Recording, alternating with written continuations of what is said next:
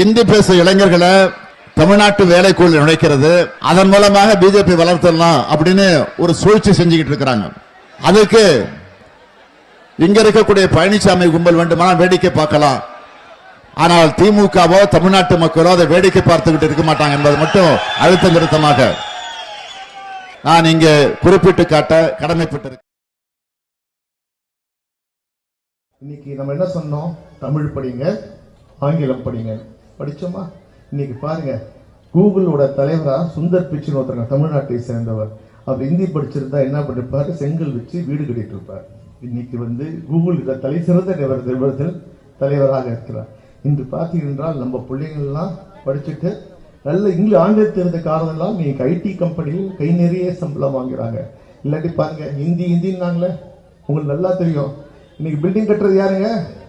இன்னைக்கு பாருங்க, எல்லா வேலையும் யூபியில ஹிந்தி மட்டும் படிக்கிறவன் தான், பீகார்ல ஹிந்தி மட்டும் படிக்கிறவன் இங்க தமிழை கத்துக்கிட்டு இன்னைக்கு நம்ம வீடு கட்டி தரான், சாலையை பிறக்கிறான், குக்கூஸ் கழுவுறான். இதாங்க ஹிந்தி படிச்சாங்க இல்லையா? இந்தி எதிர்ப்பு, இந்தி என்ன செய்யும் என்றால் நம்மளை சூத்திரனாக்கிவிடும். பீகார்காரங்களுக்கு நம்மளோடலாம் முன்னெல்லாம் கிடையாது. ஆனால் பீகார்காரங்க 4000 பேர் நமது பொம்மலை வச்சு அவங்க வேலை செய்யறாங்க. லலித் சார் என்ன பண்ணாரு, ரயில்வே எக்ஸாம் அந்த எக்ஸாம்ல எல்லாத்தையும் காக்கி சொல்றாரு. நீங்க போற தரிசா ரயில்வே கேட்ல பாருங்க, பூரா வெளி மாநிலத்தில் எல்லா ரயில்வே கேட்கலையும் இருக்கிறாங்க. அவர் கலைச்செல்வன் சொன்னது 100% உண்மை. மத்திய அரசு பணிகளிலே நமக்கு சிறந்த நாம் நம்ம பேர் சொன்னாங்க ஹிந்தி படிச்சா வேலை கிடைக்கும். கிடைக்குதா? ஹிந்தி நம்ம ஊர்ல கோயம்புத்தூர்ல போய் பாருங்க, பான்பூரி வச்சுக்கிறோம். எந்த கடை யாரு? எல்லாம் இந்தியாவிலேயே தமிழகம் தலை சென்று நிற்கிறது என்று காரணம் அதற்கு திராவிட இயக்கம் தான் காரணம். மற்ற ஊர்ல எல்லாம் முட்டாளா இருக்கிறோம், அறிவே கிடையாது. வட மாநிலத்தில் இருக்கணும். ஓப்பனா சொல்றேன்.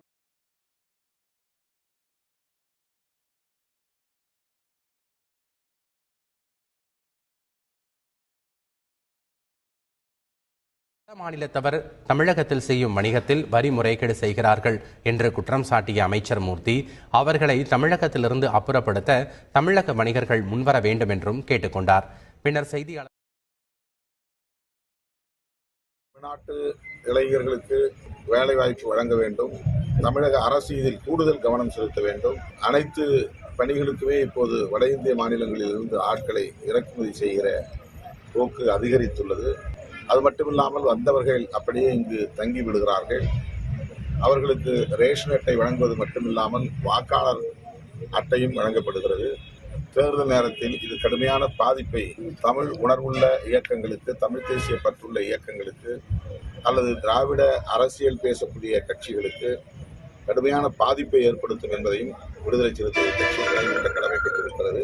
மாநில வளர்ச்சி பின்தங்கி இருக்குமையானால், இந்த மாநில வளர்ச்சி தமிழ்நாடு பின்தரிக்குமானால், எங்க கும்பகோணத்தில் இருக்கிற யாருமே பீகாருக்கு போகலையே. பீகார்ல நீங்க தானே வந்திருக்கீங்க, உங்க சொந்த ஊர் பீகார் மாநிலம். காலையில முதலமைச்சர் அவர்கள் தன்னுடைய சமூக வலைதளத்தில் போடுறாரு, பாரத பிரதமர் நரேந்திர மோடி ஐயா அவர்கள் பீகார்ல இருந்து தமிழக மக்களை இன்சல்ட் பண்ணிட்டாங்க, தமிழ்நாட்டை பத்தி தப்பா பேசிட்டாங்க. பாரத பிரதமர் நரேந்திர மோடி அவர்கள் என்ன பேசினாங்க?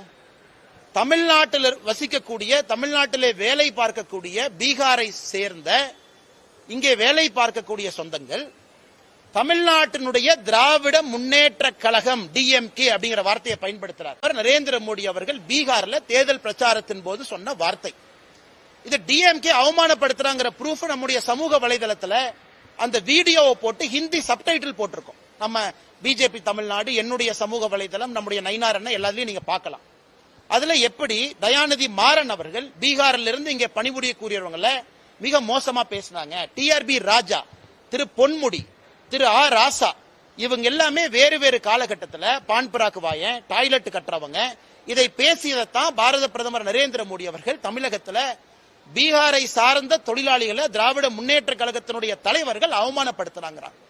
அதனால் இன்னைக்கு 888 கோடி ரூபாய் ஊழல் நடந்திருக்கக்கூடிய Tamil Nadu municipal administration, water supply, நகராட்சி நிர்வாகம் மற்றும் நீர் வழங்கல், இந்த துறையில இவ்வளவு ஆதாரத்தின் அடிப்படையில் ஈடி கொடுத்தும் கூட அதை பற்றி வாயை திறக்காத முதலமைச்சர் திசை திருப்புவதற்காக பாரத பிரதமர் நரேந்திர மோடி அவர்கள் சொல்லாத ஒரு விஷயத்தை சொன்னதாக போய் பேசுறாங்க.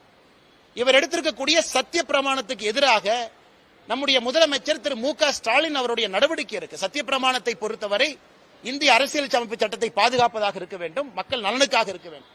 ஆனா பிரதமர் சொல்லாத ஒரு விஷயத்தை சொன்னதாக ஒரு முதலமைச்சர் பொய்ய சொல்றாருன்னா சத்திய பிரமாணத்துக்கு எதிராகத்தான் அவர் நடவடிக்கை இருக்கு. அதனால் முதலமைச்சர் அவர்கள் உடனடியாக தன்னை திருத்திக் கொள்ள வேண்டும். எதுக்கு பொய் பேசி சுத்துறாரு? இந்த 888 கோடி ரூபாய் ஊழலுக்காக முதல் அட்டன் பண்ணும். இது முதல் ஊழல். இதை பேசி முடிக்கிறதுக்கு முன்னாடி அடுத்த ஊழல் வந்துருச்சு. திரு சக்கரபாணி அவர்களுடைய துறையில விவசாய பெருமக்கள் இருந்து வாங்கக்கூடிய பேடி நெல், அந்த பேடியை டைரக்ட் ப்ரொக்யூர்மெண்ட் சென்டர் டிபிசி நேரடியாக கொள்முதல் நிலையத்துக்கு எடுத்துட்டு போறதுக்காக லாரி கான்ட்ராக்ட், அந்த லாரி கான்ட்ராக்ட் மிக தெளிவாக இருக்கு. சப் கான்ட்ராக்ட் கொடுக்க கூடாது, ஒரு டன்னுக்கு இவ்வளவு பே பண்ணுவோம், இந்த லாரியில கொண்டு வந்து 48 மணி நேரத்துக்குள்ள வாங்கப்பட்ட நெல்லை கொடுக்கணும். எனக்கு எதிர்க்கட்சி தலைவர் எடப்பாடி பழனிசாமி அவர்கள் இருந்து பாரதிய ஜனதா கட்சியினுடைய தலைவர் திரு நயினார் நாகேந்திரன் அவர்கள் இருந்து பல அரசியல் கட்சி தலைவர்கள் குறிப்பாக இந்த பேடி நெல் கொள்முதலை பத்தி பேசுறாங்க. என்ன பேசுறாங்க? நெல் கொள்முதலை சரியா நீ வாங்கல, நீ வாங்கி அதை கொண்டு வர்றக்கே 48 நாள் சில இடத்துல ஆயிருக்கு. ஆனா இன்டர்னல் டாக்குமெண்ட் என்ன சொல்லுது? 48 மணி நேரத்துல கொண்டு வரணும். அதிலும் ஊழல் செய்து அதுல 160 கோடி ரூபாய். அதை இன்னைக்கு நம்முடைய சமூக வலைதளத்தில் நம்ம போட்டிருக்கோம். இது சம்பந்தமாக ஏற்கனவே அறப்போர் இயக்கமும் பேசி இருக்கிறாங்க. இன்னைக்கு ஒரு தனியார் பத்திரிகை சம்பந்தமாக விலாவரியாக அதிலே பாதிக்கப்பட்ட லாரி ஓனர், ட்ரக் டிரைவர் அவங்க கிட்ட பேசி விலாவரியாக அதை பத்திரிகையிலையும் பிரசுரம் பண்ணியிருக்கிறாங்க. 160 கோடி ரூபாய் திரு சக்கரபாணி அவர்களுடைய துறை, 888 கோடி ரூபாய் திரு KN நேரு அவர்களுடைய துறை. இதை பத்தி எதுவுமே வாய் திறக்காத முதலமைச்சர் அவர்கள் பாரத பிரதமர் நரேந்திர மோடி அவர்கள் சொல்லாத இல்லாத ஒரு விஷயத்தை சொல்றாங்க. மூன்றாவது ஒரு விஷயம் என்று சொன்னோம், நம்முடைய ஸ்பெஷல் இன்டென்சிவ் ரிவிஷன். நேற்று நம்முடைய தலைமை தேர்தல் அதிகாரி CEO அவர்கள் எல்லா அரசியல் கட்சியும் கூப்பிட்டிருக்கிறாங்க. அனைத்து இந்திய அண்ணா திராவிட முன்னேற்ற கழகம், பாரதிய ஜனதா கட்சி, நிறைய கட்சிகள் இதுக்கு ஆதரவு கொடுக்கிறாங்க. அதாவது சிறப்பு திருத்தம் வாக்காளர் பட்டியல், இதுக்கு எல்லாம் ஆதரவு கொடுக்கிறாங்க. திராவிட முன்னேற்ற கழகம் எதிர்க்கிறாங்க. இன்னைக்கு ஒரு விஷயத்தை தமிழக மக்கள் நாம் உணர்ந்து கொள்ள வேண்டும். இந்தியாவை பொறுத்தவரை 1952 2004 வரை 8 முறைக்கு மேல வாக்காளர் திருத்த பட்டியலை நம்முடைய மத்திய தேர்தல் ஆணையம் நடத்தி காட்டியிருக்கின்றார்கள். 8 முறை இந்திய அளவில். தமிழ்நாட்டில் கடைசியா எப்ப நடத்தப்பட்டது? 2002 197 தொகுதிக்கும் 2005 37 தொகுதிக்கும் நம்ம நடத்தியிருக்கோம். தமிழ்நாட்டிலையும் 20 ஆண்டுகளுக்கு முன்னாடி நடத்தியிருக்கோம். தலைமை தேர்தல் அதிகாரி, எலெக்ஷன் ஆணையத்தினுடைய கடமை இந்த வாக்காளர் பட்டியல் திருத்தத்தை அப்பப்போது நடத்து, யாரு ஓட்டு போடுறாங்க, அந்த இன்டெகிரிட்டி ஆஃப் எலெக்ஷன் ரோல் சரியா இருக்கணும்.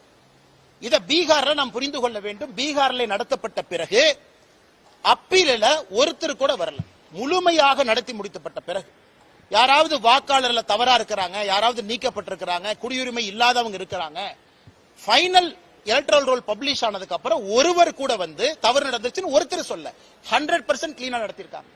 இன்னைக்கு 12 மாநிலம் தேர்தலுக்கு செல்லக்கூடிய தமிழகம் உட்பட நமக்கு இன்னைக்கு நவம்பர் 3ஆம் தேதியிலிருந்து டிசம்பர் 4ஆம் தேதி வரை ஆரம்ப கால எனுமரேஷன் ஃபார்ம் இதை கொடுத்து வேலையை ஆரம்பிக்கிறாங்க.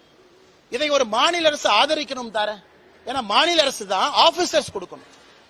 ஒரு பூத்துக்குமே பூத் லெவல் ஆபீசர் BLO கொடுக்கணும். அதன் பிறகு ஒரு சட்டமன்றத்திற்கு எலக்ட்ரல் ரெஜிஸ்ட்ரேஷன் ஆபீசர் ERO கொடுக்கணும். அதன் பிறகு ஒரு தாலுகாக்கு assistant electoral registration officer AERO கொடுக்கணும். இதெல்லாம் மாநில அரசுடைய கடமை.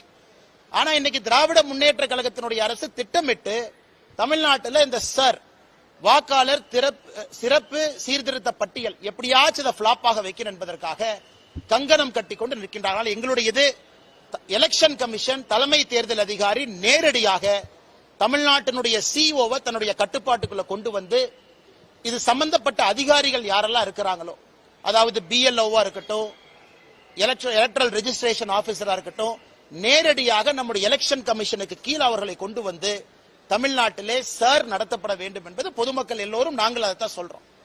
இந்த 3 விஷயங்களும் இன்னைக்கு மிக முக்கிய விஷயங்கள். ஆனால் இதை தவிர எல்லாமே நம்ம பேசிட்டு இருக்கோம். அதுவும் குறிப்பாக முதலமைச்சர் அவர்கள் திசை திருப்புவதில் முழு கவனத்தில் இருக்கிறாங்க.